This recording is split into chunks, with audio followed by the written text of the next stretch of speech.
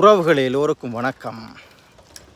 இன்றைய நாள் உங்களுக்கு தெரியும், எங்களுடைய துவிச்சக்கர வண்டி ஓட்டத்தின் 8வது நாள்.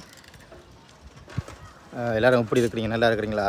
உங்களோட கொமெண்ட்ஸுகளை எதிர்பார்க்கின்றேன். பாருங்கள், ஆலமரத்துக்கு கீழால் சைக்கிள் போய்கொண்டிருக்கும். பக்கத்தில் கோயில், ஆலமரம் நிற்குது. அதே மாதிரி இங்கே பாருங்கள், அரச மரம் நிற்குது.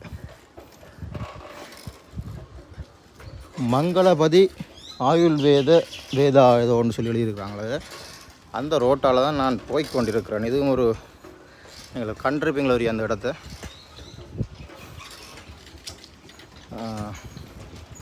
பாருங்கள், ஒரு அழகான அருமையான இடம். நல்லூர் பிரதேச செயலகத்திலேருந்து பக்கத்தில் ஒரு நான் நினைக்கிறேன், இதிலேருந்து நல்லூர் பிரதேச செயலகம் ஒரு 50 மீட்டரில் இருக்குது.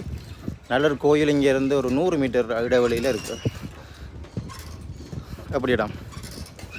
இந்த இடங்களெல்லாம் சைக்கிளில் வந்தீங்கன்னா வடிவாக அழகாக சுற்றி பார்க்கலாம். சொன்ன மாதிரி உடல்நிலையும் ஒரு வெயிட் லாஸை உணரக்கூடியதாக இருக்குது. முதலெல்லாம் கொஞ்சம் முட்டுத்தாக்காக இருக்குது, சாப்பிட்டுட்டுலாம் இருக்கேங்க. இப்போ கொஞ்சம் பரவாயில்லை, உடம்பு நல்லாவே இருக்குது.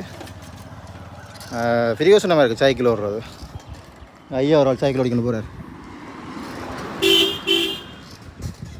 நான் இப்போ மெயின் ரோட்டுக்கு ஏறிட்டேன். மெயின் ரோட்டுன்னா இதுவும் ஒரு ஒழுங்கு தான். ஆனால் இதுக்கு தார் போட்டுக்கிறாங்க. சில்ட்ரன் பார்க் இருக்குது இதில் பாருங்கள். ரைட், ஒரு உள் வீதியால் நம்ம போய்கொண்டிருக்கிறேன். அதில் நல்லூர் பிரதேச செயலகத்தையும் காட்டி, அதில் நல்லூர் கோயிலையும் காட்டி கொண்டு இந்த வீடியோவை நிறுத்துறேன்னு பாருங்க. அப்படின்ட்டு எப்படி அழகான ஒரு மாடு நிற்குது. அங்காலயம் ஒன்று நிற்குது. இங்கே பாருங்க, நாய்க்குட்டி ஒன்று ஓடுது. நாய்க்குட்டி இல்லை, வளர்ந்த நாய் தான். இது நல்லூர் பிரதேச செயலகம்.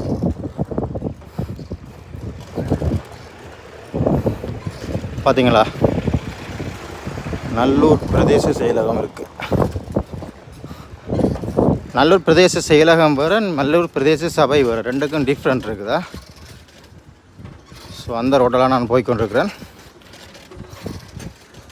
பக்கத்தில் நல்லூர் கோயில் இருக்குது, அதையும் காட்டிட்டு இந்த வீடியோவை க்ளோஸ் பண்ணுவோம். ஓகே, இங்கே பக்கம் நல்லூர் கோயில் பக்கம் வந்தாச்சு. இதில் பாருங்க,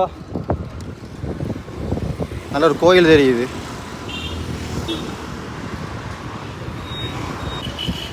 பார்த்தீங்களா, இதுதான் நல்லூர் கோயில் முன்பக்கம். முன் வீதியால் போய் கொண்டிருக்கிறேன்.